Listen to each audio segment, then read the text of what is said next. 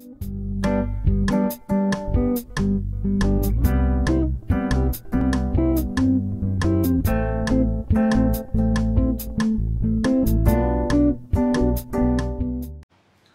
Everyone, हम लोग पढ़ रहे हैं क्लास 10 बायोलॉजी का पहला चैप्टर लाइफ प्रोसेसेस। इस चैप्टर में अब तक हम लोग पढ़ चुके हैं न्यूट्रिशन, रेस्पिरेशन और अब हम लोग पढ़ेंगे ट्रांसपोर्टेशन। ट्रांसपोर्टेशन का सिंपल मीनिंग होता है किसी भी चीज का एक जगह से दूसरे जगह जाना। हम जो न्यूट्रिएंट्स एब्जॉर्ब करते हैं उसका हर एक सेल तक पहुंचना जरूरी है।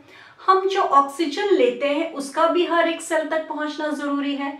मेटाबॉलिज्म के बाद जो वेस्ट प्रोडक्ट बनता है उसका भी किडनी तक पहुंचना जरूरी है, क्योंकि किडनी में फिर वो फिल्टर होकर बाहर निकल जाएगा। फिर जो रेस्पिरेशन में कार्बन डाइऑक्साइड बना एज वेस्ट मटेरियल, उसका भी लंग्स तक पहुंचना जरूरी है ताकि वो लंग्स से फिर बाहर निकल जाए। मतलब हमारे बॉडी में यूजफुल मटेरियल का एंड वेस्ट मटेरियल का एक जगह से दूसरे जगह जाना जरूरी है। और इस प्रोसेस को, जिस प्रोसेस की वजह से useful material and waste material हमारे बॉडी में एक जगह से दूसरे जगह जाता है, उसी को हम ट्रांसपोर्टेशन कहते हैं।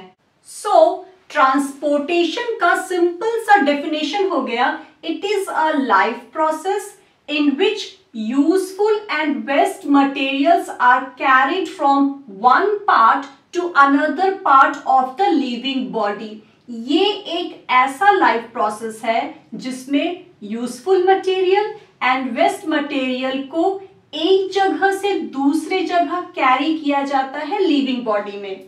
इस क्लास में हम लोग ट्रांसपोर्टेशन इन ह्यूमन बीइंग पढ़ेंगे। ह्यूमन बीइंग में और you can say higher organism में ट्रांसपोर्टेशन के लिए दो सिस्टम होता है। पहला सर्कुलेटरी सिस्टम और you can say blood vascular system and दूसरा लिम्फेटिक सिस्टम। सबसे पहले ह्यूमन सर्कुलेटरी सिस्टम समझते हैं। हमारा सर्कुलेटरी सिस्टम बना हुआ है ब्लड से, हार्ट से एंड ब्लड वेसल से। ब्लड एक ऐसा फ्लूइड कनेक्टिव टिश्यू है जो हमारे बॉडी के हर एक पार्ट तक पहुंचता है। ये ब्लड ही यूजफुल सब्सटेंसेस को, यूजफुल मटेरियल को हमारे बॉडी के हर एक पार्ट तक ले जाता है, हर एक सेल तक ले जाता है और वेस्ट मटेरियल को हर एक सेल से बाहर निकालता है। मतलब मेन ट्रांसपोर्ट का काम ये ब्लड करता है और इस ब्लड को हर एक पार्ट तक पहुंचाने का काम, हर एक टिश्यू तक पहुंचाने का काम ये हार्ट करता है। दैट मीन्स ये जो हमारा हार्ट है ये ब्लड को पंप करने का काम करता है और हमारा ब्लड फ्लो होता है ब्लड वेसल्स में। हमारे बॉडी के हर एक पार्ट में ब्लड वेसल्स है। वेसल्स मतलब नली, ब्लड वेसल्स मतलब ऐसा नली जिसमें कि ब्लड फ्लो होता है। ह्यूमन सर्कुलेटरी सिस्टम में हम लोग ह्यूमन ब्लड के बारे में पढ़ेंगे, ह्यूमन हार्ट के बारे में पढ़ेंगे एंड ह्यूमन ब्लड वेसल्स के बारे में पढ़ेंगे। तो सबसे पहले हम लोग पढ़ेंगे ब्लड के बारे में। Blood is a fluid connective tissue, एक ट्रांसपोर्ट नेसेसरी सब्सटेंस। ब्लड जो है एक फ्लूइड कनेक्टिव टिश्यू है और इसका काम है नेसेसरी सब्सटेंस को ट्रांसपोर्ट करना। मतलब यूजफुल सब्सटेंसेस को हर एक सेल तक ले जाना एंड वेस्ट सब्सटेंस को सेल से बाहर निकालना। Now main components of blood. Blood बना हुआ है दो चीज से, प्लाज्मा से एंड ब्लड सेल से और you can say blood corpuscle से। ब्लड 55% प्लाज्मा का बना होता है और प्लाज्मा स्ट्रॉ कलर का होता है एंड 45% ब्लड सेल्स का बना होता है। ये ब्लड सेल्स तीन तरह का होता है। पहला RBC that is red blood cells, दूसरा WBC that is white blood cells and तीसरा प्लेटलेट्स। ब्लड प्लाज्मा 90% वाटर का बना होता है and 10% protein, glucose, salt, nitrogenous waste, carbon dioxide etcetera इन सब चीजों का बना होता है। बहुत आसान है। ब्लड दो कंपोनेंट का बना है, plasma and blood cells. Plasma light yellow colour का फ्लूइड होता है जिसमें ये ब्लड सेल्स फ्लो करता है। अब ब्लड के फंक्शन को देख लेते हैं। सबसे पहला, plasma transports food, carbon dioxide, nitrogenous waste in dissolved form. Plasma का काम है फूड को ट्रांसपोर्ट करना, मतलब न्यूट्रिएंट्स को ट्रांसपोर्ट करना। हमारे स्मॉल इंटेस्टाइन में जो न्यूट्रिएंट्स अब्सॉर्ब हो जाता है, उस न्यूट्रिएंट्स को प्लाज्मा हर एक सेल तक पहुंचाता है। प्लाज्मा कार्बन डाइऑक्साइड को भी ट्रांसपोर्ट करता है हर एक सेल से लंग्स तक, ये हम लोग रेस्पिरेशन में पढ़ चुके हैं। और प्लाज्मा वेस्ट मटेरियल को भी कैरी करता है हर एक सेल से लेकर किडनी तक। ये हो गया ब्लड प्लाज्मा का function. Now red blood cells. Red blood cells contain haemoglobin which carry oxygen.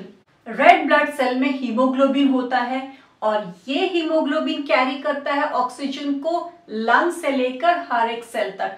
ये भी हम लोग रेस्पिरेशन में पढ़ चुके हैं। Now white blood cells destroy harmful bacteria, viruses and germs.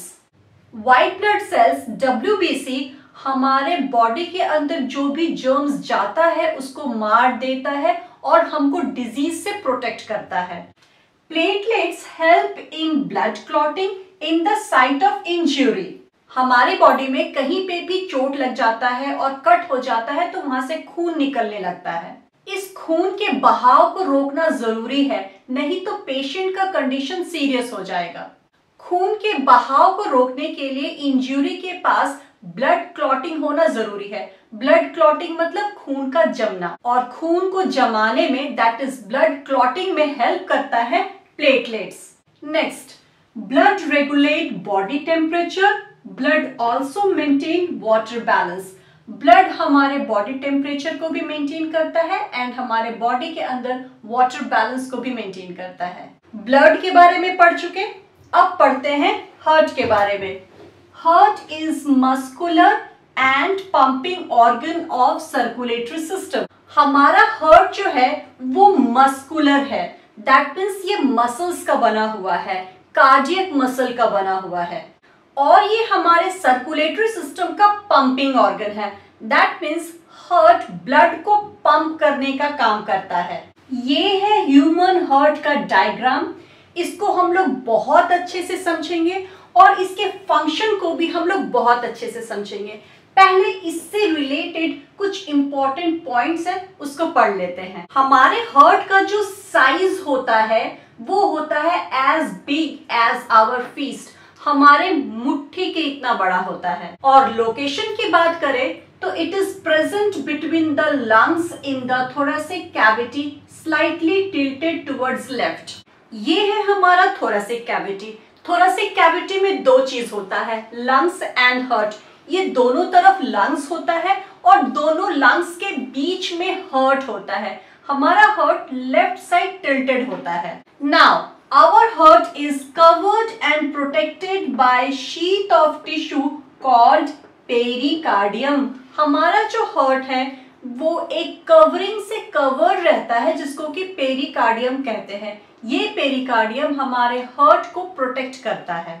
हमारा heart that is human heart 4 chambered होता है, उसमें 2 एट्रिया एंड 2 वेंट्रिकल होता है। एट्रिया एंड वेंट्रिकल को अभी हम लोग बहुत अच्छे से समझेंगे। लेकिन एम्फीबियंस एंड रेप्टाइल्स का हार्ट 3 चेम्बर्ड होता है जिसमें 2 एट्रिया एंड 1 वेंट्रिकल होता है, एक्सेप्ट क्रोकोडाइल। क्रोकोडाइल का 4 चेम्बर्ड हार्ट होता है। एंड फिशेस में 2 चेम्बर्ड हार्ट होता है जिसमें कि 1 एट्रियम होता है एंड 1 वेंट्रिकल होता है। अब हम लोग हार्ट के डायग्राम को समझेंगे क्योंकि ये एग्जाम्स के लिए बहुत इंपॉर्टेंट होता है। ये है हार्ट का लेफ्ट साइड और ये है हार्ट का राइट साइड। देखो ये है हमारा लेफ्ट और ये है हमारा राइट। इसी तरह से डायग्राम में भी होता है, ये लेफ्ट साइड है और ये राइट साइड है। हार्ट का दोनों साइड एक मस्कुलर वॉल से सेपरेटेड है। इस मस्कुलर वॉल को हम सेप्टम कहते हैं। ये जो दोनों साइड है that is left part and right part is again divided into 2 part, upper part and lower part. Lower part को ventricles कहते हैं and upper part को या तो auricles बोल सकते हैं या फिर atria बोलते हैं। Singular है atrium. So left side is divided into 2 chamber, left atrium, left ventricle. Right side is also divided into 2 chamber, right atrium, right ventricle. इस तरह से ह्यूमन हार्ट 4 चेम्बर्ड होता है, जिसमें 2 एट्रिया होता है एंड 2 वेंट्रिकल्स होता है। एट्रियम एंड वेंट्रिकल के बीच में वाल्व होता है। लेफ्ट साइड होता है bicuspid valve and right side होता है ट्राइकस्पिड वाल्व। यहाँ पे वाल्व्स होता है। ये वाल्व्स ब्लड के बैक फ्लो को रोकता है। लेफ्ट एट्रियम में, ये है लेफ्ट एट्रियम, इसमें 2 ब्लड वेसल्स आकर के जुड़ता है लंग्स की तरफ से। इसको पुल्मोनरी वेन्स कहते हैं। ये पुल्मोनरी वेन्स ऑक्सीजनेटेड ब्लड को लेफ्ट एट्रियम में लाता है। लेफ्ट एट्रियम के नीचे होता है लेफ्ट वेंट्रिकल। लेफ्ट वेंट्रिकल से एक ब्लड वेसल्स निकलता है जिसको कि आयोटा कहते हैं। ये आयोटा ही छोटे छोटे ब्लड वेसल्स में डिवाइड हो जाता है एंड ऑक्सीजनेटेड ब्लड को हमारे बॉडी के हर एक पार्ट तक पहुंचाता है। नाउ राइट एट्रियम में 2 ब्लड वेसल्स आकर जुड़ता है जिसको वेना कावा कहते हैं। ऊपर वाले को सुपीरियर वेना कावा कहते हैं। ये अपर बॉडी के डीऑक्सीजनेटेड ब्लड को राइट एट्रियम में लाता है एंड नीचे वाले को इंफीरियर वेना कावा कहते हैं। ये लोअर बॉडी के डीऑक्सीजनेटेड ब्लड को राइट एट्रियम में लाता है। राइट एट्रियम के नीचे होता है राइट वेंट्रिकल। राइट वेंट्रिकल से एक ब्लड वेसल्स निकलता है जिसको कि पुल्मोनरी आर्टरी कहते हैं। ये पुल्मोनरी आर्टरी डीऑक्सीजनेटेड ब्लड को लंग्स तक ले जाता है। अब हार्ट के फंक्शन को समझते हैं, कैसे हार्ट के अंदर ब्लड आता है एंड ब्लड पंप आउट होता है। जब राइट एट्रियम रिलैक्स करता है, मतलब जब ये फैलता है, तो वेना कावा के through deoxygenated blood right atrium में आ जाता है। और जब राइट एट्रियम कॉन्ट्रैक्ट करता है, सिकुड़ता है और राइट वेंट्रिकल रिलैक्स करता है, फैलता है, तो ट्राइकस्पिड वाल्व ओपन हो जाता है and deoxygenated blood right atrium से राइट वेंट्रिकल में आ जाता है। उसके बाद जब राइट वेंट्रिकल कॉन्ट्रैक्ट करता है तो ट्राइकस्पिड वाल्व क्लोज हो जाता है एंड डीऑक्सीजनेटेड ब्लड इस ब्लड वेसल्स के थ्रू, जिसको कि हम लोग पुल्मोनरी आर्टरी कहते हैं, इसके थ्रू पंप हो जाता है लंग्स में।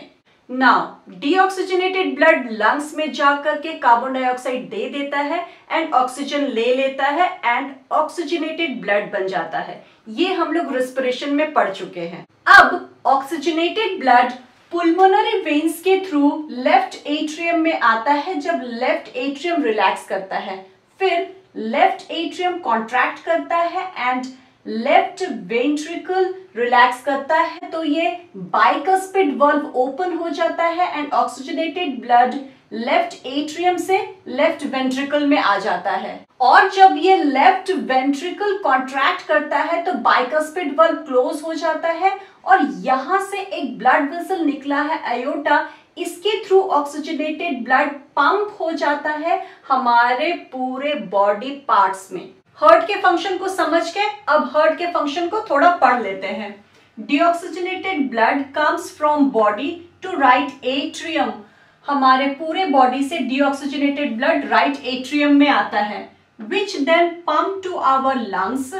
ये जो डीऑक्सीजनेटेड ब्लड है उसको पंप कर दिया जाता है लंग्स में by right ventricle through pulmonary. Right auricle से राइट वेंट्रिकल में डीऑक्सीजनेटेड ब्लड आया, फिर यहां से लंग्स में चला जाता है इस पुल्मोनरी आर्टरी के through, where it drop carbon dioxide and carry oxygen.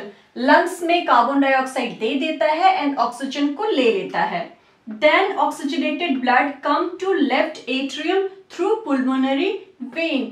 फिर ये जो ऑक्सीजनेटेड ब्लड है वो लेफ्ट एट्रियम में आ जाता है पुल्मोनरी वेन के जरिए, which then pumped to body parts by left ventricle through aorta। अब ये ऑक्सीजनेटेड ब्लड लेफ्ट वेंट्रिकल में आ जाता है और यहां से पंप हो जाता है पूरे बॉडी में इस आयोटा के थ्रू। नाउ डायग्राम को ध्यान से देखो। एट्रिया के पास में मस्कुलर वॉल पतला है, लेकिन वेंट्रिकल्स के पास में मस्कुलर वॉल बहुत थिकर है, मोटा है। वो इसलिए क्योंकि वेंट्रिकल्स हमारे बॉडी के हर एक ऑर्गन तक ब्लड को पंप करता है एंड एट्रियम सिर्फ वेंट्रिकल तक ही ब्लड को पंप करता है। ये atrium ventricle right atrium right ventricle तक ब्लड को पंप करेगा, लेफ्ट एट्रियम लेफ्ट वेंट्रिकल तक ब्लड को पंप करेगा, लेकिन राइट वेंट्रिकल जो है वो ब्लड को लंग्स तक पंप करेगा एंड लेफ्ट वेंट्रिकल जो है वो ब्लड को दूसरे सभी ऑर्गन तक ब्लड को पंप करेगा। अगर क्वेश्चन आ जाए why ventricles have thicker wall, तो आप लोग लिखोगे as ventricle have to pump blood into various organs they have thicker muscular wall than the atria do. हमने ये भी देखा कि हार्ट में वाल्व्स होता है, तो इस वाल्व्स का फंक्शन क्या है? Valves prevent backward flow of blood. Valves जो है वो ब्लड को पीछे की तरफ नहीं जाने देता है। वाल्व्स हार्ट में हो या फिर ब्लड वेसल्स में हो, कहीं भी हो, ये फ्लैप लाइक स्ट्रक्चर होता है एंड ये ब्लड के बैक फ्लो को रोकता है। एक और चीज नोटिस करो, the left and right side of heart is separated by septum. This separation prevents the mixing of oxygenated and deoxygenated blood. देखो, लेफ्ट साइड में ऑक्सीजनेटेड ब्लड है एंड राइट साइड में डीऑक्सीजनेटेड ब्लड है। ये दोनों तरह का ब्लड कहीं पे भी हमारे हार्ट में मिक्स नहीं हो रहा because of this septum. Such separation allow a highly efficient supply of oxygen to the body. इस तरह का सेपरेशन की वजह से ज्यादा ऑक्सीजन का सप्लाई हो पाता है बॉडी में। देखो, ऑक्सीजनेटेड ब्लड में अगर डीऑक्सीजनेटेड ब्लड आकर के मिल गया तो ब्लड में ऑक्सीजन का परसेंटेज, ऑक्सीजन का अमाउंट कम जाएगा। हम लोग रेस्पिरेशन में पढ़ चुके हैं कि ऑक्सीजन ग्लूकोज के साथ मिल करके एनर्जी प्रोड्यूस करता है। मतलब ज्यादा एनर्जी चाहिए तो ज्यादा ऑक्सीजन भी चाहिए। अगर ज्यादा ऑक्सीजन चाहिए तो हम लोगों को oxygenated blood and deoxygenated blood को अलग अलग रखना पड़ेगा। जितने भी बर्ड्स एंड मैमल्स होते हैं उनको ज्यादा एनर्जी चाहिए होता है अपने बॉडी के टेम्परेचर को मेंटेन करने के लिए। हम लोग भी मैमल्स हैं, हम लोगों को भी ज्यादा एनर्जी चाहिए। बर्ड्स एंड मैमल्स में oxygenated blood and deoxygenated blood अलग अलग रहता है, ये मिक्सअप नहीं होता to supply maximum amount of oxygen to the body. High oxygen means high energy, which is required by the bird and mammals to maintain their body temperature. Heart किस तरह से काम करता है, हार्ट के अंदर ब्लड सर्कुलेशन कैसे होता है, ये हम लोग समझ चुके हैं। अब समझेंगे हमारे पूरे बॉडी में ब्लड किस तरह से सर्कुलेट करता है। ये हमारे बॉडी के अंदर सर्कुलेशन ऑफ ब्लड का सिंपलेस्ट फ्लो चार्ट है। ये है हमारा हार्ट, ये है लंग्स और ये है different body parts, different body organs. हमारा जो हार्ट है वो 4 चेम्बर्ड हार्ट होता है एंड डिवाइडेड होता है right side and left side में। राइट साइड में डीऑक्सीजनेटेड ब्लड होता है एंड लेफ्ट साइड में ऑक्सीजनेटेड ब्लड होता है। डीऑक्सीजनेटेड ब्लड मतलब इम्प्योर ब्लड, ऐसा ब्लड जिसमें कार्बन डाइऑक्साइड बहुत ज्यादा है। इस ब्लड को प्योर करने का जरूरत है, इसमें ऑक्सीजन भरने का जरूरत है। ये काम लंग्स करता है। पुल्मोनरी आर्टरी राइट वेंट्रिकल से डीऑक्सीजनेटेड ब्लड को लंग्स तक ले जाता है, यहाँ पर कार्बन डाइऑक्साइड दे देता है एंड लंग्स से ऑक्सीजन को ले लेता है। अब पुल्मोनरी वेन लंग्स से ऑक्सीजनेटेड ब्लड को ले आएगा लेफ्ट एट्रियम तक। अब आयोटा लेफ्ट वेंट्रिकल से ऑक्सीजनेटेड ब्लड को ले जाएगा हर एक बॉडी ऑर्गन तक, हर एक बॉडी टिश्यू तक एक्सेप्ट लंग्स। टिश्यू को ऑक्सीजन दे देगा एंड टिश्यू से कार्बन डाइऑक्साइड ले लेगा और फिर से ब्लड बन जाएगा impure, that is deoxygenated blood बन जाएगा। ये डीऑक्सीजनेटेड ब्लड फिर से पहुंच जाएगा हार्ट में with the help of vena cava. Heart के राइट एट्रियम में पहुंचेगा with the help of vena cava. ध्यान से देखो, यहाँ पे 2 सर्कुलेशन हो रहा है। एक सर्कुलेशन हो रहा है हार्ट एंड लंग्स के बीच में एंड दूसरा सर्कुलेशन हो रहा है heart and different body organs के बीच में। मतलब ब्लड फ्लो के एक साइकिल को कंप्लीट करने के लिए ब्लड को हार्ट से 2 बार गुजरना पड़ रहा है।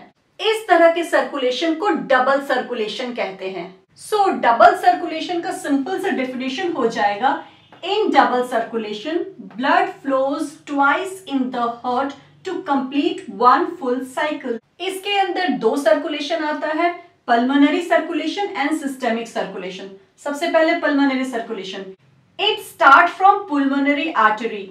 ये पुल्मोनरी आर्टरी से स्टार्ट होता है। It carry deoxygenated blood from right ventricle of heart, ये राइट वेंट्रिकल से डीऑक्सीजनेटेड ब्लड को कैरी करता है टू द लंग्स, कहां तक कैरी करता है, लंग्स तक कैरी करता है, and return as oxygenated blood to the left auricle, और लंग्स से हार्ट में रिटर्न हो जाता है कहां, लेफ्ट ऑरिकल में, किसके जरिए, थ्रू पुल्मोनरी वेन, ये पुल्मोनरी वेन के जरिए लंग्स से लेफ्ट ऑरिकल हार्ट में रिटर्न हो जाता है। और सिंपली आप कह सकते हो circulation between heart and lungs is called pulmonary circulation. दूसरा है systemic circulation, it start from aorta, ये स्टार्ट होता है अयोटा से, it carry oxygenated blood away from left ventricle to the body parts, ये लेफ्ट वेंट्रिकल से oxygenated blood को ले जाता है डिफरेंट बॉडी ऑर्गन्स में, डिफरेंट बॉडी पार्ट्स में, and return as deoxygenated blood to right atrium, and deoxygenated blood बन करके वापस राइट एट्रियम में चला जाता है through vena cava, vena cava के through, that means deoxygenated blood vena cava के थ्रू वापस हार्ट में चला जाता है। और सिंपली आप लोग लिख सकते हो circulation between heart and different body organ except lungs is called systemic circulation. Now ये डबल सर्कुलेशन होता क्यों है हमारे बॉडी में, ये इसलिए होता है ताकि हमारे बॉडी में ऑक्सीजनेटेड एंड डीऑक्सीजनेटेड ब्लड को सेपरेट रखा जा सके। देखो इस तरफ सारा ब्लड क्या है, ऑक्सीजनेटेड है, एंड इस तरफ सारा ब्लड डीऑक्सीजनेटेड ब्लड है, कहीं भी oxygenated blood and deoxygenated blood mix नहीं हो रहा है। और ये सेपरेशन जरूरी है एफिशिएंट सप्लाई ऑफ ऑक्सीजन के लिए, ऑक्सीजन का सप्लाई ज्यादा होगा तो एनर्जी ज्यादा मिलेगा। बर्ड्स एंड मैमल्स में 4 चेम्बर्ड हार्ट होता है और उसमें डबल सर्कुलेशन होता है, फिशेस में 2 चेम्बर्ड हार्ट होता है और उसमें सिंगल सर्कुलेशन होता है, एम्फीबियंस एंड रेप्टाइल्स में 3 चेम्बर्ड हार्ट होता है और उसमें भी डबल सर्कुलेशन होता है। ब्लड समझ लिए, हार्ट समझ लिए, अब ब्लड वेसल समझते हैं। The pipes through which blood flow is called blood vessels, वो पाइप जिसके थ्रू, जिसके अंदर ब्लड फ्लो करता है उसी को ब्लड वेसल्स कहते हैं। इट इज ऑफ 3 टाइप, ये 3 तरह का होता है, आर्टरीज, वेन्स एंड कैपिलरीज। हमारे बॉडी के अंदर ब्लड कहीं भी खुला नहीं होता, वो हमेशा पाइप के अंदर फ्लो करता है, उस पाइप को हम ब्लड वेसल्स कहते हैं। और ये पाइप 3 तरह का होता है, आर्टरीज, वेन्स एंड कैपिलरीज। सबसे पहले arteries, it carry blood away from the heart towards any organ, ये ऐसा पाइप है जो ब्लड को हार्ट से ऑर्गन तक ले जाता है, मतलब ब्लड को हार्ट से दूर ले जाता है। दूसरा है veins, it carry blood from the organs towards heart, ये ऐसा ब्लड पाइप है जो ब्लड को ऑर्गन से हार्ट तक लाता है, मतलब ब्लड को हार्ट के पास लाता है। थर्ड है capillaries, very thin narrow tube which connect arteries to vein and allow exchange of material between blood and cells।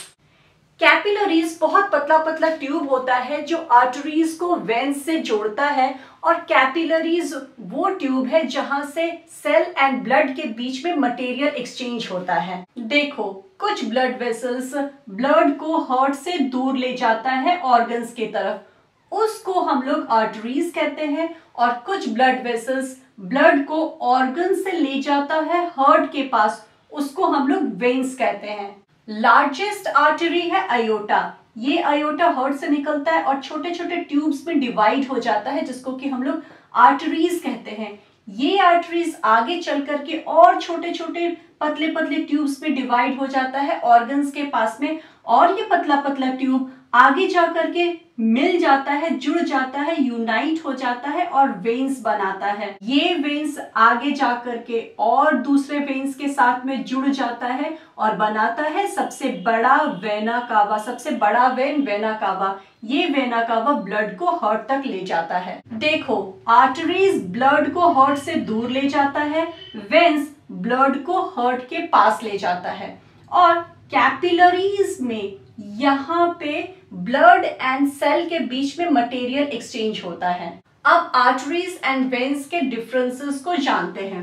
सबसे पहला difference, arteries carry blood away from the heart to the tissue, arteries blood को heart से दूर ले जाता है tissues की तरफ। Veins carry blood from tissues towards the heart. Veins blood को टिश्यू से हार्ट की तरफ ले जाता है। Arteries carry oxygenated blood except pulmonary artery. Arteries oxygenated blood carry करता है except pulmonary artery. Pulmonary artery deoxygenated blood carry करता है। Veins carry deoxygenated blood except pulmonary vein. Veins जो है वो डीऑक्सीजनेटेड ब्लड कैरी करता है except pulmonary vein. Pulmonary vein oxygenated blood carry करता है। Arteries have thick muscular wall. Arteries का जो वॉल है वो थिक होता है। देखो ये है आर्टरी, इसका जो वॉल है ये थिक है। Veins have thin muscular wall. ये है वेन, इसका जो वॉल है ये थिन होता है। Arteries have narrow lumen. Arteries का जो ल्यूमन है, ये जो छेद है पाइप के अंदर, वो नैरो होता है, पतला होता है। Veins have wider lumen. When में जो छेद होता है, जो नली के अंदर जो जगह होता है, वो वाइडर होता है, वो बड़ा होता है आर्टरीज से। Arteries have no valve. Arteries में कोई वाल्व नहीं होता, but veins have valve. Veins में वाल्व होता है। Now what is blood pressure? The force that blood exert against the wall of a vessel is called blood pressure। वो force जो blood देता है ब्लड वेसल्स के वॉल पे। जब ब्लड वेसल्स के अंदर ब्लड फ्लो कर रहा होता है तो अपने वॉल पे कुछ फोर्स देता है, फोर्स एक्सर्ट करता है। उस फोर्स को हम ब्लड प्रेशर कहते हैं। ये प्रेशर आर्टरी में ज्यादा होता है एंड वेन्स में कम होता है। Now, the pressure of blood inside the artery during ventricular systole, that is contraction, is called systolic pressure. It is 120 mmHg. Systole का मतलब, ये जो systole है इसका मतलब होता है contraction। जब ये ventricle contract करता है तो blood pump हो जाता है aorta में, और aorta में pump होने के बाद blood arteries में चला जाता है, पूरे हमारे बॉडी पार्ट्स में चला जाता है। और इस वक्त जो ब्लड का प्रेशर होता है आर्टरीज के वॉल पे, उसी को हम सिस्टोलिक प्रेशर कहते हैं, और ये 120 mmHg होता है। And the pressure of blood inside artery during ventricular diastole, that is relaxation, is called diastolic pressure. It is 80 mmHg। और जब ये वेंट्रिकल रिलैक्स करता है, मतलब जब ये वेंट्रिकल फैलता है, तो ब्लड ये लेफ्ट एट्रियम से लेफ्ट वेंट्रिकल में आता है। इस वक्त आर्टरीज में जो प्रेशर होता है उसको हम लोग डायस्टोलिक प्रेशर कहते हैं। डायस्टोल का मतलब ही होता है रिलैक्सेशन, और इसका मेजरमेंट होता है 80 mmHg। This blood pressure is measured by sphygmomanometer. ये जो स्फैग्मोमैनोमीटर है, इसी से ब्लड प्रेशर मेजर करते हैं। आपने देखा होगा डॉक्टर कुछ बैंड टाइप का हाथ में लगा देते हैं, इसी से ब्लड प्रेशर वो मेजर करते हैं। इसी को हम लोग स्फैग्मोमैनोमीटर कहते हैं। और ह्यूमंस में नॉर्मल ब्लड प्रेशर 120/80 mmHg होता है। अगर इससे ज्यादा हुआ तो हाई प्रेशर कहलाता है, और इससे कम हुआ तो लो प्रेशर कहलाता है। ये दोनों ही हमारे हेल्थ के लिए ठीक नहीं है। ट्रांसपोर्टेशन इन ह्यूमन बीइंग में दो सिस्टम आता है, पहला सर्कुलेटरी सिस्टम, दूसरा लिम्फेटिक सिस्टम। सर्कुलेटरी सिस्टम हम लोग समझ चुके, अब हम लोग समझेंगे human lymphatic system. Lymphatic system बना हुआ है दो चीज से, पहला लिम्फेटिक वेसल, दूसरा लिम्फ और टिश्यू फ्लूइड। लिम्फेटिक वेसल नाम से ही पता चल जाता है कि ये एक ऐसा वेसल है, ऐसा नली है, ऐसा पाइप है जिसमें लिम्फ फ्लो करता है। अब समझते हैं लिम्फ क्या है और यू कैन से टिश्यू फ्लूइड क्या है, क्योंकि लिम्फ को टिश्यू फ्लूइड भी कहते हैं। Lymph is another fluid involve in transportation. ये दूसरा फ्लूइड है जो ट्रांसपोर्टेशन में इन्वॉल्व होता है। पहला है ब्लड एंड दूसरा है lymph. Lymph is mainly made up of some amount of plasma, proteins, fats and WBC. WBCs में specially lymphocytes. Lymph बना होता है कुछ प्लाज्मा मटेरियल से। ब्लड प्लाज्मा तो येलो कलर का होता है, लाइट येलो कलर का होता है, लेकिन lymph ट्रांसपेरेंट होता है। lymph is transparent fluid। क्योंकि इसमें प्लाज्मा का मटेरियल तो होता है लेकिन 100% नहीं होता है। कुछ प्लाज्मा का मटेरियल होता है और कुछ प्रोटीन्स होता है और इसमें होता है फैट्स और कुछ ब्लड सेल्स होते हैं। ब्लड सेल्स में भी स्पेशली व्हाइट ब्लड सेल्स होते हैं एंड व्हाइट ब्लड सेल में भी स्पेशली ये लिम्फोसाइट होता है। अब समझते हैं ये लिम्फ बनता कैसे है। जब कैपिलरीज एंड टिश्यूज के बीच में मटेरियल का एक्सचेंज होता है, मतलब कैपिलरी से यूजफुल मटेरियल सेल्स के अंदर जाता है एंड सेल से वेस्ट मटेरियल अगेन कैपिलरी के अंदर जाता है, उस वक्त सारा का सारा मटेरियल कैपिलरी के अंदर नहीं जा सकता। जो बचा हुआ मटेरियल रह जाता है वो मटेरियल इस लिम्फेटिक वेसल के अंदर चला जाता है। उस मटेरियल को जो कि वापस कैपिलरी के अंदर नहीं जा सका, वो मटेरियल जो लिम्फेटिक वेसल में चला जाता है उसी को लिम्फ कहते हैं। ये लिम्फेटिक वेसल आगे जाकर के और भी दूसरा छोटा छोटा पतला पतला लिम्फेटिक वेसल के साथ में मिल जाता है और मोटा लिम्फेटिक वेसल बनाता है। वो लिम्फेटिक वेसल्स और भी दूसरा लिम्फेटिक वेसल्स के साथ में जुड़ जाता है और उससे ज्यादा मोटा लिम्फेटिक वेसल बनाता है और अल्टीमेटली जो सबसे मोटा लिम्फेटिक वेसल होता है वो हार्ट के पास वेन्स में जाकर के जुड़ जाता है और अल्टीमेटली ये लिम्फ हार्ट के पहले ही ब्लड से जाकर के मिल जाता है। अब लिम्फ के फंक्शन को देख लेते हैं। सबसे पहला function, lymph help in exchange of material where blood vessels do not work। जहां पे blood vessels काम नहीं करता वहां पे lymph के द्वारा ही मटेरियल का एक्सचेंज होता है। Second, it carries digested and absorbed fat from intestine। Digested fat जो होता है वो साइज में बड़ा होता है, वो ब्लड वेसल के अंदर नहीं जा सकता, इसीलिए वो लिम्फेटिक वेसल के अंदर चला जाता है and drains excess fluid from extracellular space back into the blood। और अभी तुरंत हम लोग समझे हैं जो एक्स्ट्रासेलुलर फ्लूइड जो ब्लड कैपिलरी के अंदर नहीं जा सका वो चला जाता है लिम्फेटिक वेसल के अंदर और ये सारा एक्स्ट्रासेलुलर फ्लूइड अगेन मिल जाता है ब्लड में जाकर के। Third function, lymph contain WBC that prevent infection. Lymph में WBC होता है, वो WBC जो कि बैक्टीरिया को, वायरसेस को, जर्म्स को मार देता है। इस तरह से हम लोगों को इन्फेक्शन से बचाता है। यहाँ कंप्लीट होता है हमारा ट्रांसपोर्टेशन इन ह्यूमन बीइंग। अब इससे रिलेटेड हमारे बुक में जो क्वेश्चंस दिया हुआ है वो कर लेते हैं। सबसे पहले पेज नंबर 110 पर question number 1, what are the components of the transport system in human beings, what are the functions of these components? And the answer is components of transport system are a heart. It receives and pump blood to all parts of our body. Heart blood को receive करता है और pump कर देता है हर एक body parts में। B is blood. It carry useful and waste material from one part of the body to another part. ये blood useful material and waste material को बॉडी के एक पार्ट से दूसरे पार्ट तक ले जाता है। C, blood vessels, it carry blood towards the heart and away from the heart. Blood vessels में ब्लड फ्लो करता है एंड ब्लड वेसल्स ब्लड को हार्ट के पास ले जाता है एंड हार्ट से दूर ले जाता है। Now D, lymph, it carry digested and absorbed fat and extra cellular fluid. Lymph fat को कैरी करता है एंड एक्स्ट्रा सेलुलर फ्लूइड को कैरी करता है। E, lymphatic vessels, it carry lymph from extra cellular space to main vein. Lymph vessel का काम है lymph को कैरी करना एक्स्ट्रा सेलुलर स्पेस से लेकर के मेन वेन तक। Question number 2, why it is necessary to separate oxygenated and deoxygenated blood in mammals and bird? And the answer is, in mammals and bird, oxygenated and deoxygenated blood remain separated.